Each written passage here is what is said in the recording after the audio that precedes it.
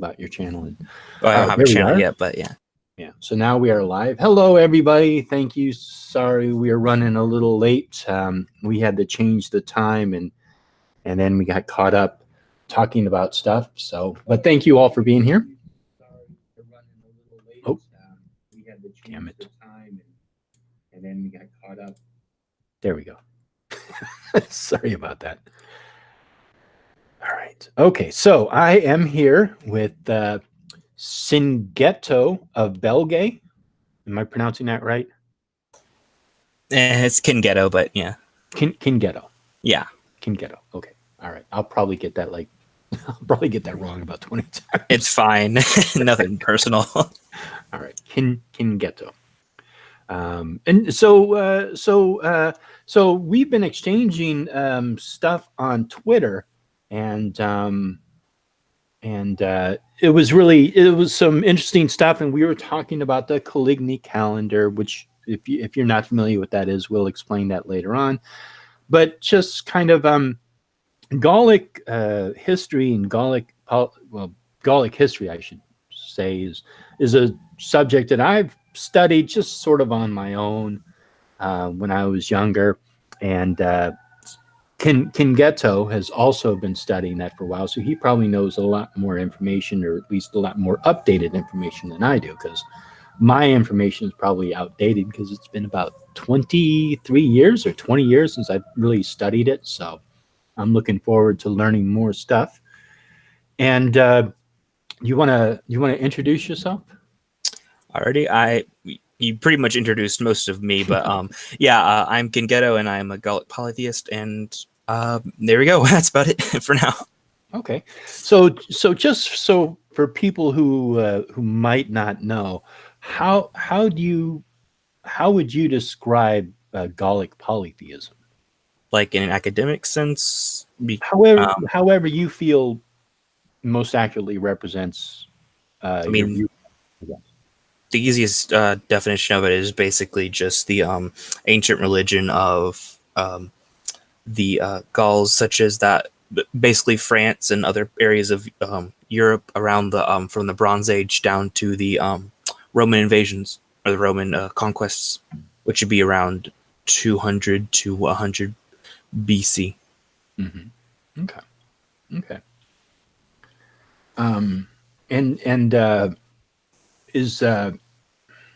So, and what I'm sure there's probably a lot of gods, but maybe what are some of the more?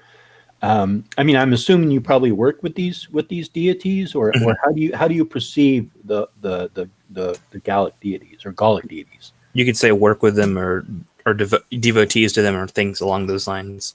There's you can use a lot of things about them. You can working with them, saying that is just fine. Some of the more major ones that people may know of from video games and such would be Epona, from, I think she's in Link, that game. I'm trying to remember the ones that most people will be familiar with. I know a lot of the Celtic or the Gaelic ones will know about Lu, and Lugus is a how do you describe it? Is a similar word to Lu. It's similar description of a god. It's just different etymology or different way of saying it. Yeah. So for example, is Lugus was more of like a continental god, and then the continental word. Etymologically, it's similar to Lu in the Irish tradition, and then Lu in the Welsh tradition. Would that be a good way? Okay. Etymologically, and all representations too are very similar. And then the Ogma and Ogmaios. Ogmaios is the Gaulish one, and Ogma is the Irish one. They would be etymologically similar and similar in attributes as well. Mm-hmm. Yeah. Okay. And I guess I can't think of a Welsh god that would be similar to. I don't think there is. Yeah, there isn't one, is there? It's a lot easier to compare them to the Irish pantheon, but yeah. It's really interesting because there's a lot of. I mean, you can see parallels with various gods. And one thing that I saw a parallel to, and I don't know, or actually it'd be interesting to get your opinion on this, But a long time ago, around this time period, there was, and I can't remember exactly which Celtic tribe or Gaullic tribe it was. I think it might have been. I'm not even going to try and guess which tribe it was, but there was a particular tribe that revolted or fought against the Romans, and they ended up. The Romans ended up kind of obviously conquering them, and they cut off the right hand of all the fighting men or the male children that would have grown up to become fighters.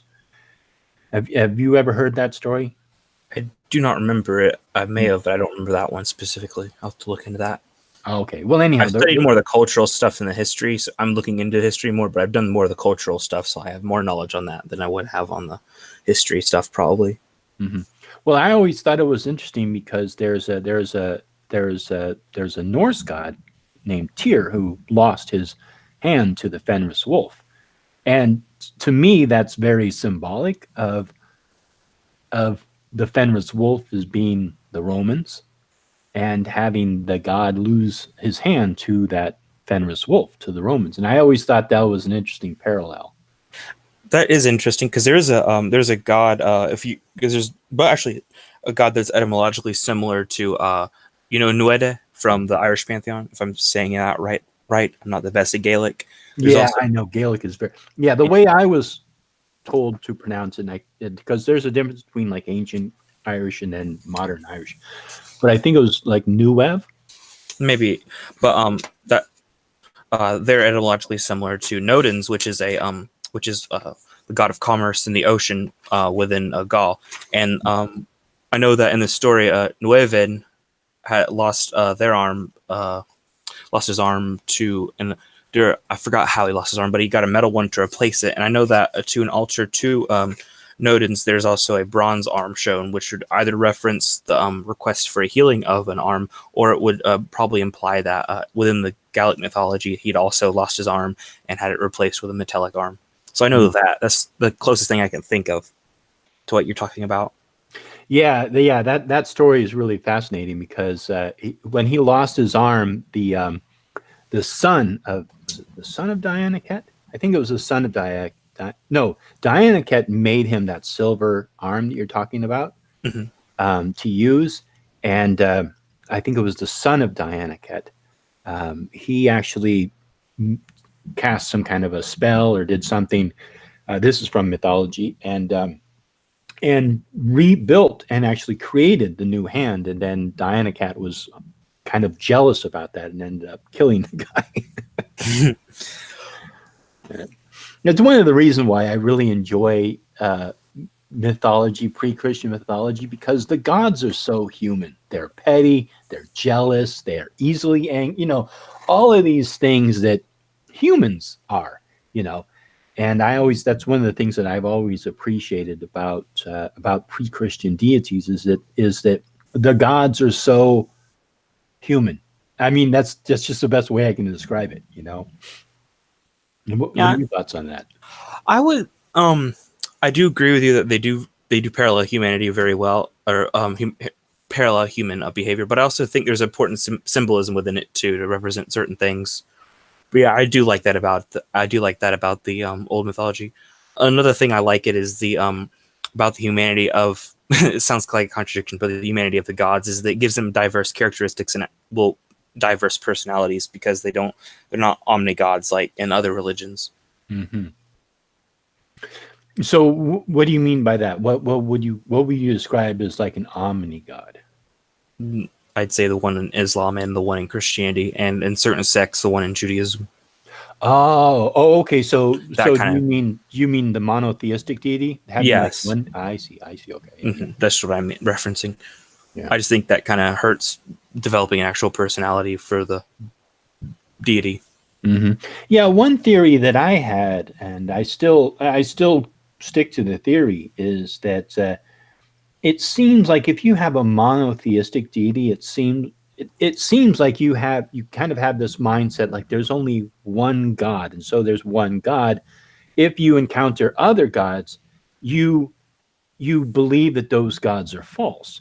However, if you live in a society that's polytheistic, meaning that there's all kinds of gods, it's I from my perspective, I think it's a lot easier to be accepting of, like, let's say, a Greek pantheon or a Roman pantheon, because you can see those gods, and you come from a polytheistic culture that accepts multiple deities.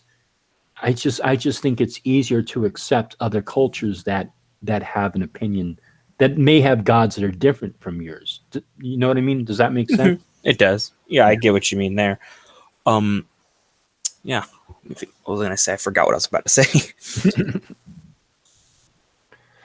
And Ah, and I think probably what we'll do, we don't have too many people in the chat, but we'll probably I'm only going to be able to go for an hour, so we'll stop at 8.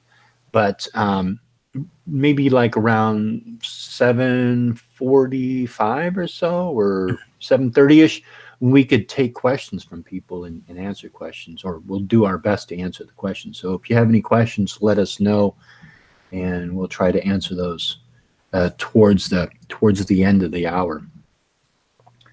Does that sound okay with you? oh yeah, that sounds perfect. I'm happy to do that. Okay, cool. So I know that that there was the whole thing that instigated this conversation was a diagram. Let me see if I can pull it up for people so they can see it. One that you sent me. Let me see, how is this going to work? I don't have permission. You I don't? don't have permission to Weird. access Google Drive. All right, I do not know how to fix that. Let me see. Is there a way? Oh, you know what? Is there a way you could link it to the Twitter? Oh, I can send it over Twitter easily. Yeah. Or what I meant was link it to that tweet so that I could. Oh yeah, I can link You it know what to I mean? the. Yeah, So I I can can find my follow it tweet. up that way. Yeah, I'll grab my tweet real quick.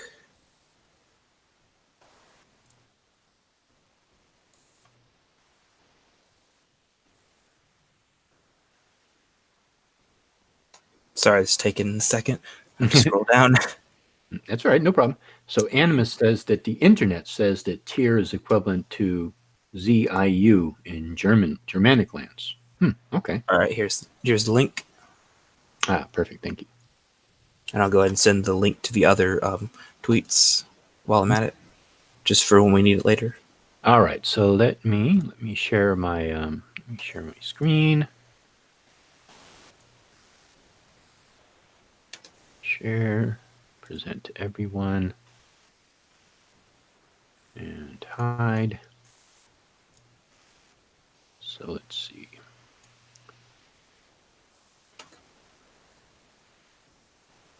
So can you see that? 1 second, I'm just copying the link to one more. All right, Okay. I'm dead. All right, yes, I can see that. Okay, cool. So let's go over this. I know you and I were talking about the Guillemot and the Samos. Mm-hmm. But maybe I'll just let you describe this. All right. Basically, let's see. First things first, the Guillemot and the Samos are representative of the two opposing forces within the philosophy. The first Samos would represent the light side, and then Guillemot would represent the dark side. The reason why they're on either side is because I have if there's also in the middle within Bitus, there is a which is supposed to represent the in between realm. I have the multiple Gaulish words for the directions. Tutos is north, Dexitos is south, R is to the east, and then Iri is to the west. And then Samos is represented by the west or by the east because it is where the sun rises, ushering in the day, which would be the light side.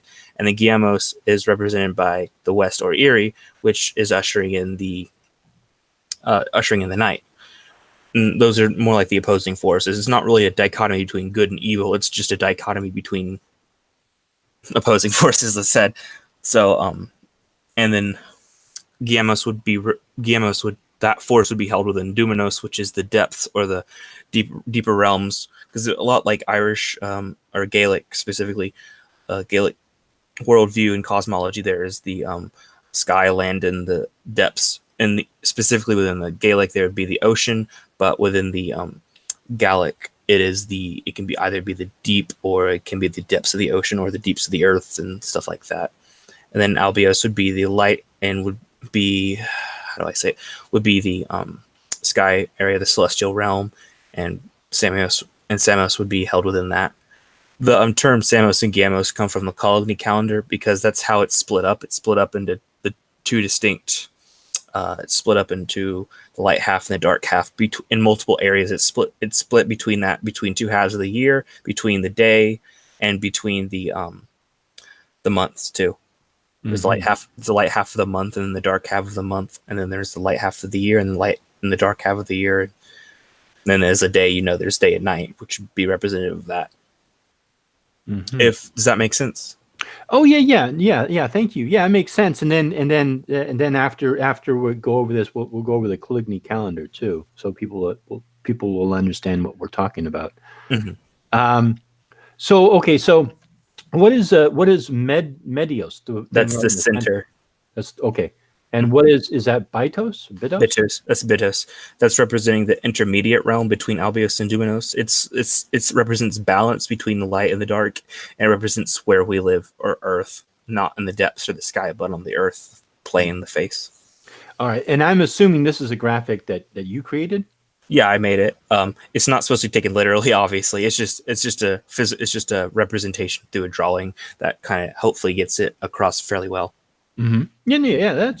That's okay. And then so like the moon.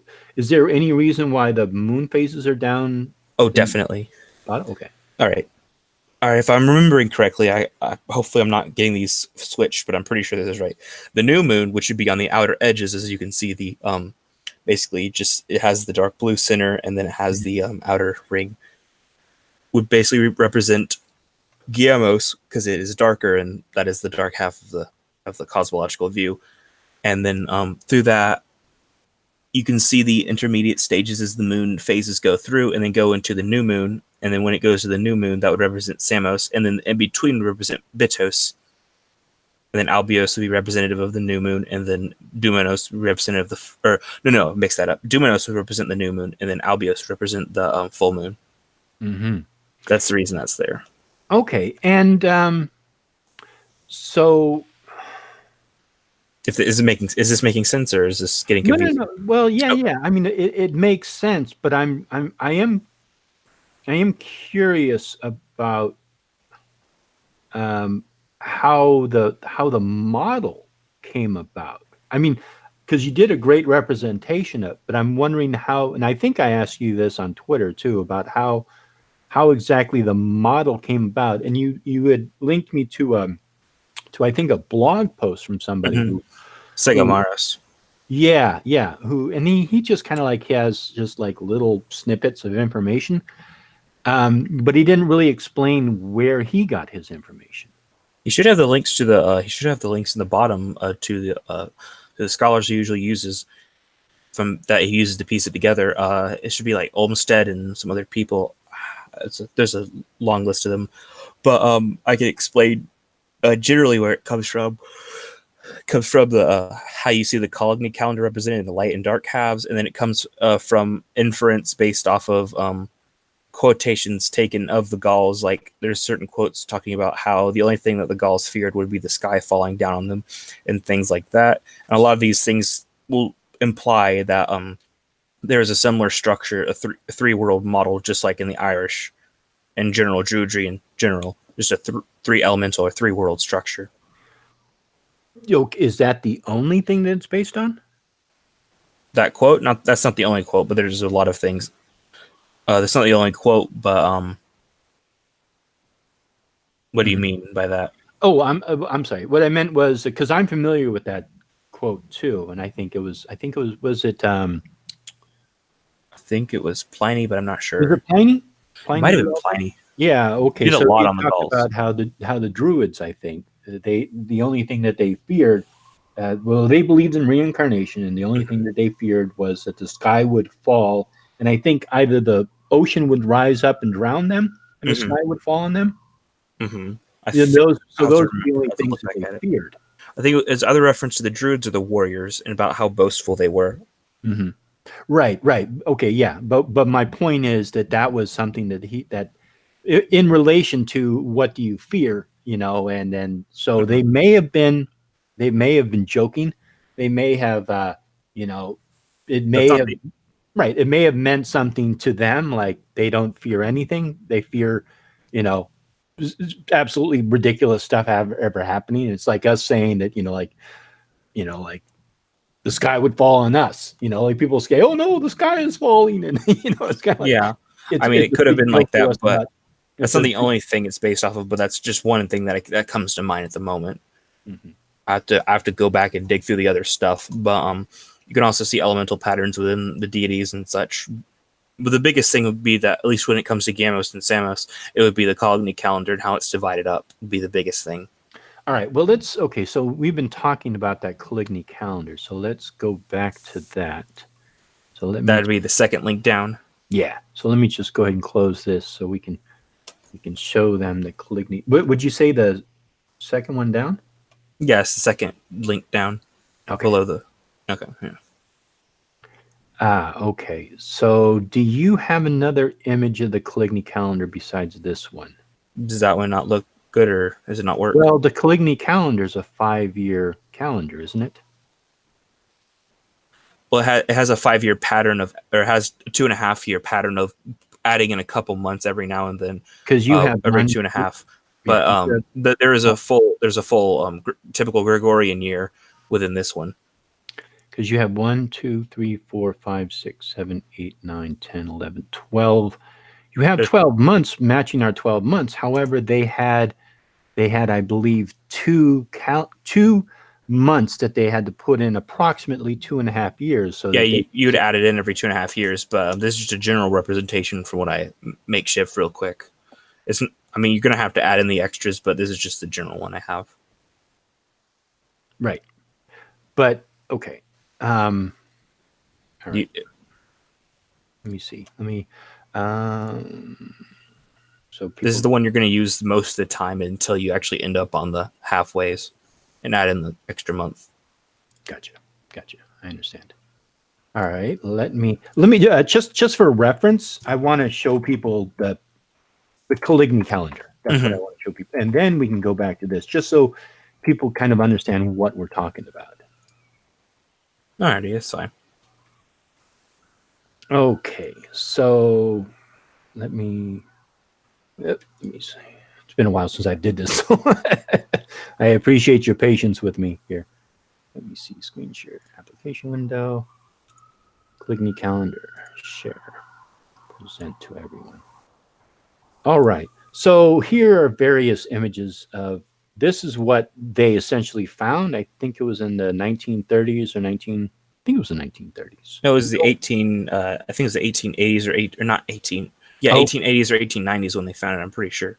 Okay, so it's earlier than that. Okay, so that's kind of a small picture. See if I can kind of increase it a little bit. But this is so they found this tablet, and it was broken up into various pieces, and you'll see they have like little peg marks down here, so this is what they found, and then they put the missing pieces together and got an understanding of how this calendar worked. These are really that one's actually not too bad, but so this is kind of how it went. There was a calendar that they put in. Actually, let me back up a little bit. So the Caligny calendar is based on a 5-year cycle. Matches up the solar with the lunar cycle. Obviously, our Gregorian calendar, we have to put in a leap year every 4 years, so that it matches up with the solar cycle. If we didn't, we would we'd be celebrating summer in September after a certain period of time, because our calendar wouldn't sync up with the seasons. So their calendar looked very, very different from the Gregorian calendar that we have today. It's lunisolar. It's halfway Mhm. between, kind of like the Jewish calendar now. Okay. So There's another image I found on that should have the general months and then some some ideas on what the translation of the words mean. If you scroll down, you can probably find it. Just don't list. Right there. this one. No, go down one more. Down. There. Go to the white one to the farthest corner. There. That's the one I used. I didn't use the exact way they were the exact letters in it. I used the letters from Segamaris's part on it, but that's what I used to make mine at least. Mm-hmm. Okay. So Simonios, October, November, meaning seed fall. Duomanios, November. Ririos, December, January. Anagantios, January, February. Agronios, February, March. Cutios, March to April. Guiamonios, April to May. Semivizonios, Equios, Elimbivios, Adrenios, Cantalos. But there's one that's missing. That's the extra one they add in. Yes. Which you don't. If you're gonna do the general calendar, you're not gonna have the one you add in all the time. But yes, there is one you add in. But I just didn't put that in mind for now. Mm-hmm. Right. Yeah. Okay. Oh, okay. So what you did was you took the Coligny calendar and then just kind of forced it into the Gregorian calendar. I just put it as a reference to generally when something's going to be, or at least generally when a month is going to start in regards to the Gregorian calendar, because that's the one pretty much everybody, at least in America, uses. Right. So right. I'm not trying to force it into it. I'm just trying to show when it would be when it comes to these months. I'm not like fusing them together or anything. Yeah. It's just showing when it would be. Yeah, I see. Yeah. Force was probably not a good word. Try to get it to sync. Maybe would have been a better word. I think maybe sync. I guess it's not. I'm not trying to combine them. I'm just trying to. Well, you know what? Use it as a reference to bounce off of. Let me stop putting words in your mouth. What was? And let me show this image to people. So okay. So now that people know what the Coligny calendar is, let's get back to your image, and then you can explain this. So I don't put words in your mouth. It's fine. Shit. Okay. Whoops. Cancel. Okay. Let me see. Here we are. Whoops. Nope. All right.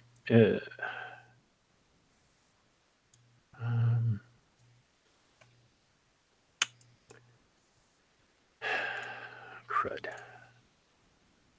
Are you getting the right link or? No, I'm having user error. I'm just trying to get to it.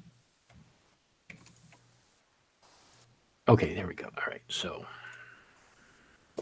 now I can share this. Whoops, now I can share the screen. There we go. And sent to everyone. Okay, there we go. Do you see the image? Yeah, I see it. Okay, all right. So here we go. So this is the image that you created, and it. Okay, so from this point, I'll just let you describe it. Basically, what I did is I put each of the Gaulish months next to generally where they're going to begin within the regular Gregorian months. Like, I'm not saying that they're exactly in between each of these months and that's when they occur on spot. I'm just saying that they can begin anywhere from the end of, like, Samios can begin anywhere from the end of October to the general beginning of November, because it is a lunar count. It is lunisolar, so it has certain things where certain celebrations and things will begin and end. A better example would be Giamos, which actually begins on May 4th, but I have it in between April and May because it can begin from the beginning of May anywhere from the end of April. That's generally why it looks like that. Mm-hmm. And what or how did you figure out that Guillermonio started on May 4th? Because that's when the new moon is going to occur. But the new moon doesn't always occur on May 4th. No, it doesn't. It's still a lunar. It doesn't always, but it does this time. And that's why it's going. That's why it has. That's why it's in between both months. It Oh, can change when it does. That's oh, I see. yeah. See, the beginning can change in between any of those areas. Mm-hmm. If that makes Okay, sense. I see what you're saying. So each year, this month would shift a little bit, shift a Hmm. day or two. It would Or start on it would just start on the new moon of around April, May. yes, pretty the closest one. The closest new moon to April or to May 1st is what I've read is the best way to figure it out. The closest new moon. So if it was the closest new moon was in like April the 29th or April the anytime anytime close to May 1st in April, it would follow on that. But since the closest new moon from what I looked when I looked it up is the 4th of May, then that would be when Guillermo starts. Mm-hmm. Yeah, because I know, like for example, the Gregorian calendar. Obviously, February has between 28 and 29 days. March, I believe, has 31. January has 31. December has 31. November is 30. So using this model, for example, Guillemonios could start April. Okay, here we go. So Guillemonios starts May 4th. How many days in your model would it be until the next new moon in May or June? So okay, so it would go from new moon to new moon? Generally, that should be it. There's a specific amount because it rotates each month rotates from 30 days to its end. Then the next month has 29 and then 30 and then 29 and then 30. Oh, right. Okay. Okay, so it's alternating 29, 30. It goes between both. Okay. And did you leave out that intercalary month just so it would be easier for this model? Yes, because I mean, this is mostly just a visual representation. Like I have one on my fridge that looks a lot similar to this, except it's for the Jewish calendar. Mm-hmm. Um, it's just an easy representation to get you an idea of when it is and where you are. It's not supposed to be not you're not supposed to use it just to actually calculate when the holidays are and everything else. That wasn't intentional. It was just a little fun artistic display is my main goal, and just to make it easier for people to grasp. Um, there are calculators for the dates and things like that, and other full on calendars that you could use. But this isn't meant for that. If that's what you're thinking. Yeah, yeah, because one of the reasons why I'm asking you these questions is because a long time ago, I studied the Caligny calendar and tried to kind of get it sort of do what you were doing here, which is sort of sync up with the Gregorian calendar. But I found that it was misleading, so I stopped. Or not misleading. It didn't work. I guess is the best way to describe it. Because it's based on a. This is my perspective. Uh, from my perspective, it's based on a 5-year cycle, and so it just didn't work. It sort of works because you can kind of match it up with the Gregorian calendar, but it doesn't at the time, the particular model that I had come up with, it just didn't work, because I found out that what I was doing was I was taking it and I was just replacing it. I was basically just taking the names of our months that we have and replacing it with the names of the Gaulish months that's supposed to be around that time, but it wasn't living up to the quote unquote spirit of what that calendar may have represented, because we can make assumptions about what the calendar was used for, um, you know but I don't have they ever found any other calendar that is the same as the Caligny calendar or something similar? No, it's one of a kind from all the stuff I've seen. It's one of a kind. Yeah, They, so they it haven't was found any. So it may not have been a common model That's that a was poss. used. It's Yeah. a possibility, but if people took the time to put it on bronze tablets, I kind of doubt that it was. I kind of doubt that it wouldn't have been representative of an other tradition. And there are similarities within this and and more insular or within the Isles of that culture and stuff. Which there's similarities between this, which also lends credence to it. Other Hmm. things, it could be one of a kind, but I kind of doubt that. Hmm. Scholars do as well, from what I've read. Yeah, because and then I know like Samonios. Obviously, there's a lot ed, there's etymological similarities between that and the Irish name for the end of, or excuse me, the beginning of November, which Yeah. was Samhain. Hmm. And then there's also an older Irish Gaelic word that actually I can't remember exactly what it was, but it was similar to Guillemonios. It was Gia something, and Gia. Maybe you know more about this than I do, but Gia somehow is rooted in bright or light. Have you ever heard Hmm. Yeah, Gia is representing the light side of the month, which incorporates the summer, that? Hmm. Yeah. and then Samios is ushering in the darkness, which incorporate winter. It would be around the end of fall, and then incorporating winter, and then going through that into spring Hmm. until it ushers in the light side again. So okay, so yeah, so Samonios would be like the beginning of the dark time, and Hmm. then Guillaume Monios would be the start of the light time. Yeah, that's the light and dark half of the entire year calendar, and then how do I and then after that, there's also that in between each month, there's a light and dark side. Within the 30 day months, there is 15 days of. It's controversial which side it starts on when it comes to this, but I generally go with the dark side starts first, and then the light side of the month. So at the beginning of the month, it'd be the dark, and then it's based off of words and also based off of how the Gauls did things, especially since they began their days a lot like how the Jews did within the evening. So Yeah. so Well, I'd say. we still do that today. Like midnight is the start of a new day. No, but this is like directly when the sun went down, like in the evening. So, for example, because The obviously, day would like the day. Let's say the sun went down at 7, wherever you are.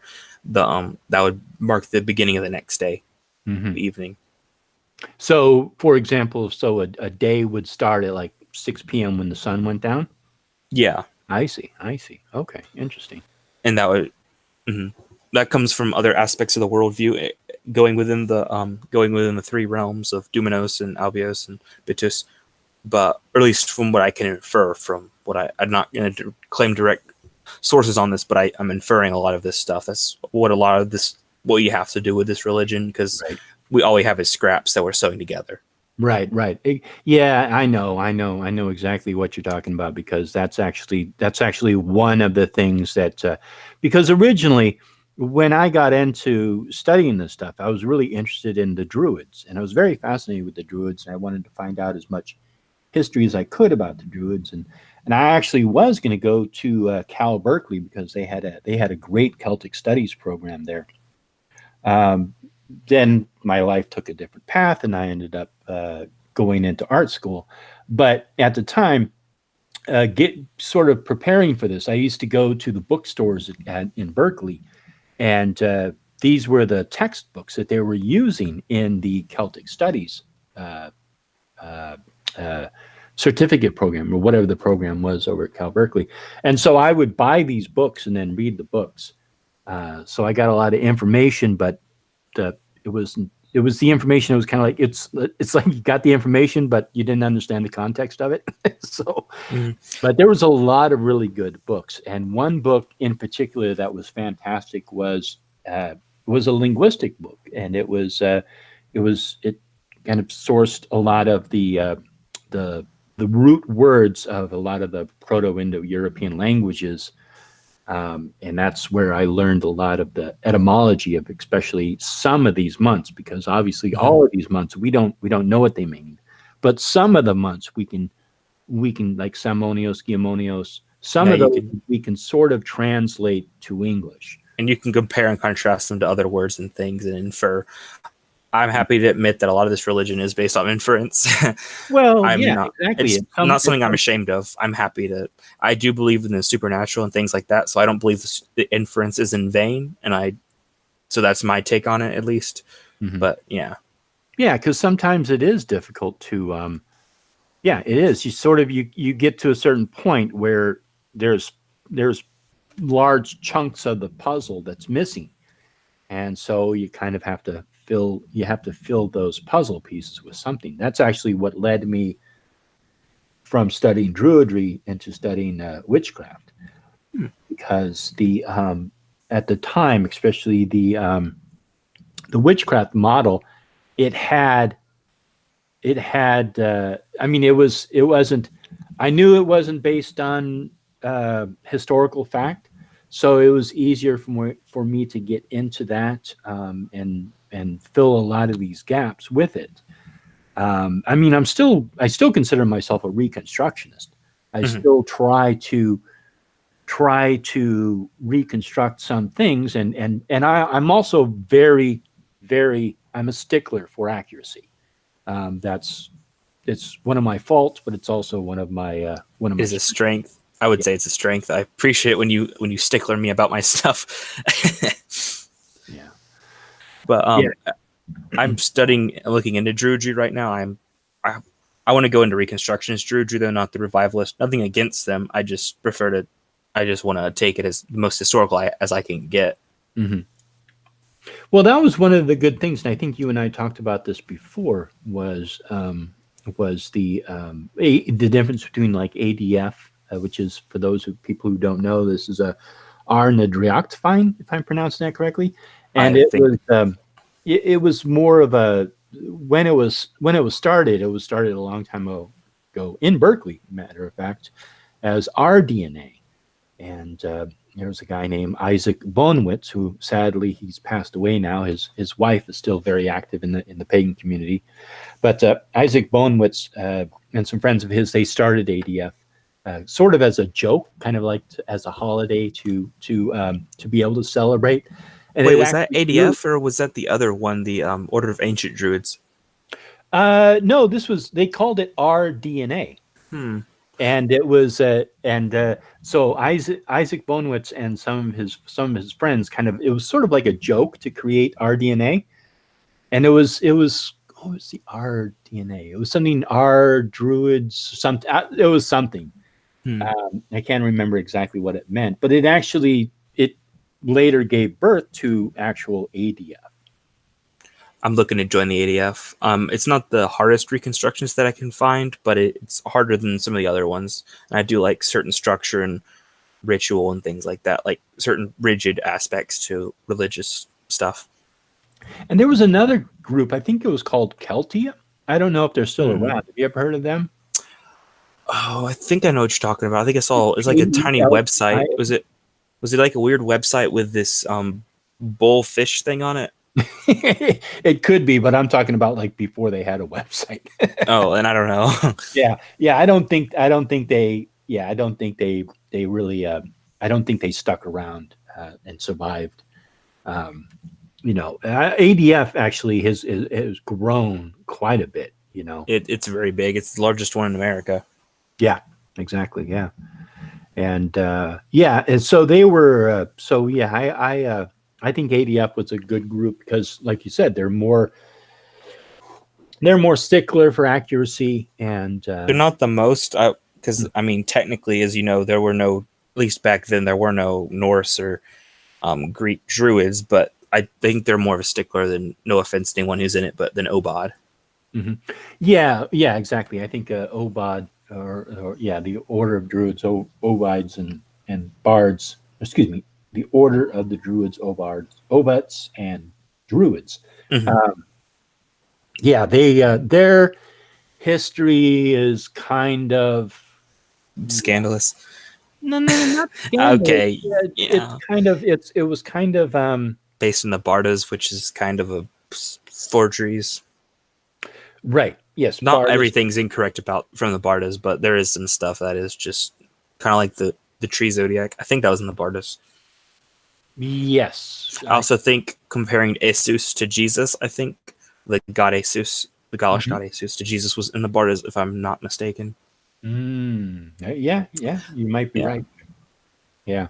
So yeah, so there was I was trying to find a good term for it, but they I guess maybe they took liberties with what they believed of how Druidry quote unquote survived in the British Isles. Maybe is the best way to describe that. Which I think they admit it now, but for a while there, it seemed that they were kind of trying to legitimize their order more than maybe it should be, and it's still a very ancient order. It goes back to the 1700s. Yeah, it's old. I'm Yeah, not going to deny that. And I'm not saying it's a bad thing. I'm fine with people doing it. I just prefer to get the more traditionally historical things I can get and build from that what I can. right, exactly. And I think that that's one of the problems that a lot of I'm just going to use the term pagan just as a blanket term, but a lot of pagans today, and even in the past, have probably run into is we just don't know. There's so much information that is missing. So we Yeah, we have, don't. we have to fill in those blanks. I mean, it would be really fantastic if our heritage was the same as, I mean, if we had the history, but we lost it. Yeah, and I'm not ashamed to admit that my branch Gaullic Polytheism is probably the one that has probably some of the least amount of history that you can still work with. I'm not scared to admit that. I'm happy to admit that we don't have much, but like I said, I do believe in the supernatural and stuff, and I do believe that inference and things like UPG can help you lead and connect back to the cultural thing, even if it wasn't exactly how they did it back then. I think as long as we can capture the essence, we can build something from that. And when you say PG, you mean personal gnosis, right? UPG, yeah, What is it called? unverified personal gnosis, just a spiritual experience generally. Okay. So okay, well good. So people know what we're talking about when we say was it UPG? UPG, yeah, UPG. Okay, yeah, good. and So I put into the chat if people have any questions for us, they mhm. can ask us. Have they put any yet? Let me check. I don't know. I haven't gone over the chat. I was too busy going back and forth between screens. But yeah, I know exactly what you mean. Is that it is frustrating because you get to a certain point where you want to be accurate, you want to reconstruct, and you want to reflect what our ancestors believed. Mhm. And It's I very think much a huh. I was just going to say, and I think one of the misfortunes about especially the Druid Renaissance or the Romantic Revival period is that some organizations like OPOD and Bartis, they took liberties with what they believed are what the Druids believed, and I think that that's it's beneficial maybe to the person today because they can kind of like they can have what a complete worldview. However, it robs future generations of because they find out that this wasn't exactly true. This wasn't exactly accurate. Yeah, that's the issue. I have no problem with people putting UPG into their own systems and things like that, unverified stuff that they think would go along fine. I just want people to clarify that it isn't historical. That's the only stipulation I have with that. Yeah, yeah, because it is yeah because we can just go on the information that we have, and unfortunately, the Druids didn't leave any written records. Very oral, so and it was cut off, so that's kind of the issue. I'm sorry, what was the first It part of was that? all or it was mostly oral, so and it was cut off from that. Hmm. It's very yeah. Yeah, yeah, exactly. So yeah, a lot of the information we have is based on secondhand, third-hand sources like Pliny, Caesar. And inference and things like that, and scholar and logical conclusions. Exactly, exactly. So we do have a question here from Animist. He says, "What drew Cingetto to this path? Is it family history, lineage, or something special about that region or philosophy?"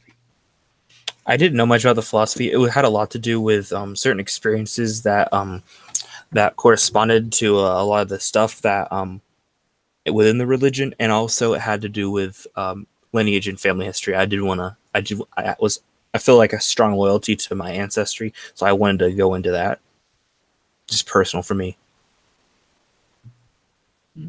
Okay. That makes sense. No, well, I mean, it makes sense.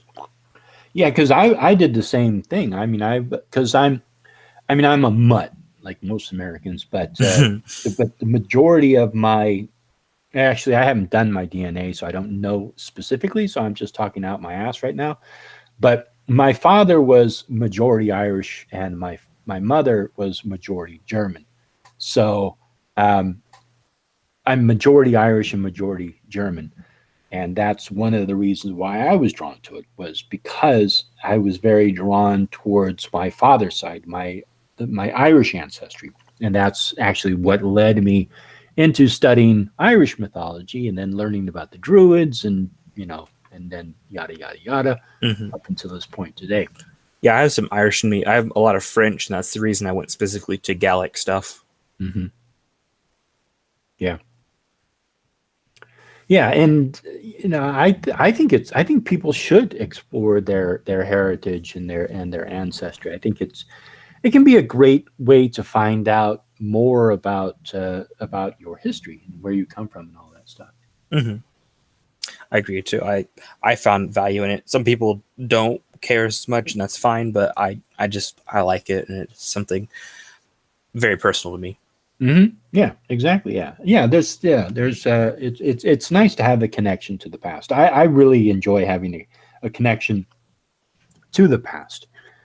Um, I don't get up. I don't think that the Celts were the superior race or anything like that. I No, don't I don't go that far. I'm not into I wouldn't say. nationalism or anything. Yeah, But I you're am, not a folkist or anything. well, that term folkish is being misused. Folkish just means people, the folk people. Well, I mean the folkist, not folkish, folkist with the T. Right. That's it. That's a specific. That's a reference to a specific group of people who. Believe me, believe me, I know Okay. exactly what Okay. you're talking about. What I'm talking about is the term. Hmm.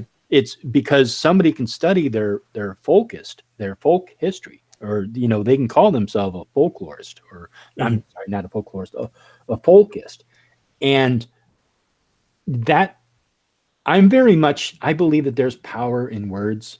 That's absolutely one of the things that I'm absolutely 100%. I do believe is there's power in words, and if you allow people to possess and hijack words like we allow people to possess and hijack symbols, it robs everyone else of it. And I think that that's fucked up. I don't think we should do that. I think if somebody is going to use the swastika symbol, they should use the swastika symbol. If somebody associates it with negative stuff, that's their fucking problem. It doesn't mean that. Same thing with that term folkist. Just because somebody abuses it and uses it for their own selfish, they use it for their own uh, ends, it doesn't mean that word automatically becomes negative. It's not negative. There's nothing wrong with the word. It's Well, how it's used. The same thing with the swastika symbol. There's nothing wrong with the swastika symbol. It's how you use it. well, yeah. If someone's referencing something like studying focused mythology or something within the region, I'm not going to assume that they're a folkist. I'm just specifically referencing those toxic people. Yeah, but when you're talking about that, you're probably talking about like people who are into nationalism, right? Generally, they intersect. Yes, I'm also talking about the people who try to force certain religions and others based off of solely their ancestry. When they try to force people and tell them they're being terrible people by not strictly following the religion that their ancestry has. Mm. That's what I don't like. I don't like people forcing certain religions on other people. That's what I'm mostly against. I don't like nationalism. Oh, their kind of nationalism either, or whatever, however you describe it. Nationalism is a vague term, but you know what I mean. Yeah, I agree. Yeah, but yeah, let me back up. I think I understand what you're talking about. Yes, and I agree with you. And so yeah, I mean, I enjoy learning about my ancestry, but I don't get caught up in the. I believe that every every culture has its roots, and I think that if you identify with a particular culture, there's nothing wrong with having pride in that culture. There's nothing wrong with looking towards your past and your ancestry, but it shouldn't make you, it shouldn't be a detriment. It shouldn't be the No, point where you're like, oh well, you know you know the Celts were the greatest people, or the I would North. not. I'm not going to claim that. Obviously, I'm not. That's silly. But I do take pride in what I do know and have from my ancestry, which I think is a healthy thing to do. Yeah, exactly. So let's see. Not too many other questions. So I think that was it. Animus just had a follow up comment. He said, we tend to feel more call from certain parts of our ancestry at various times in our lives. Oh, okay. Well, that's interesting. Yeah. Yeah, it's interesting. I never really felt too drawn towards my mother's side of the family. I was more drawn towards my father's side of the family, but that could be because he and my mother separated when I was very young. So I grew up without a father. So that's probably why I was more drawn towards that. How about yourself? I didn't really draw towards a specific side because both of my family sides are come from French Huguenots that came here Mhm. in like the 1600s. Mhm. So I have one pocket of ancestry from one of my on my mom's side. I forgot who. They have some Irish, but I didn't really have to choose between because they both have the same general roots. Mhm. Yeah. So, all right. Well, we're coming up on 8. Sorry, we had a little time change, and I had to end this at 8 because I have other things I have to get to. Today being a Saturday and a full moon and all that. Thank But it was fantastic talking with you, and I'm gonna you. mispronounce your name again, but Kingeto? Yes, that's it. Oh, good. So maybe we can get together and chat some more because we really barely touched on anything. You know, we talked a Yeah, little bit about the Caligny calendar, but I'm happy to talk some more. Come on later, whenever you have the time. yeah, and it sounds like it's past your bedtime. No, it's not. So yeah. So unless there's a last minute question, I guess we'll go ahead and wrap it up. Animus says, thanks for giving us the chance to learn about your path. I'd love to hear more about it and how it works for you. So, okay, well, cool. Maybe we'll do that. Maybe we can do this again, and we'll talk about how you incorporate this into your. I mean, however you feel comfortable about talking. Mhm. If you want to talk about that, That's fine. I'm happy to talk about do that. that. Cool.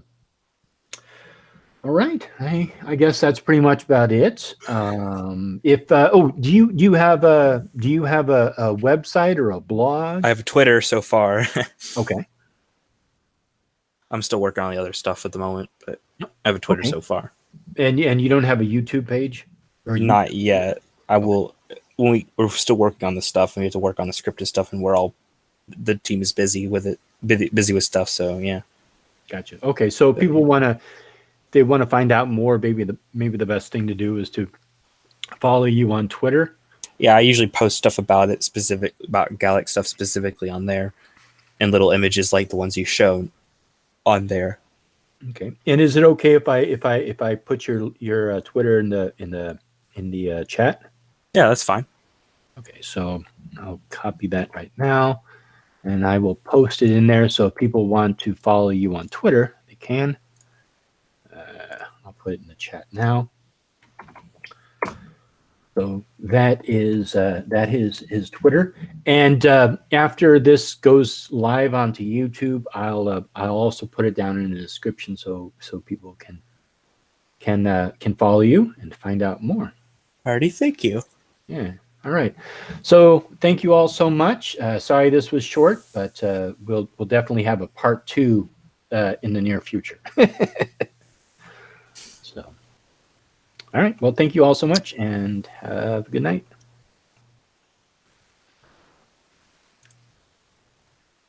Nope. You still there? 1 second. Are you gonna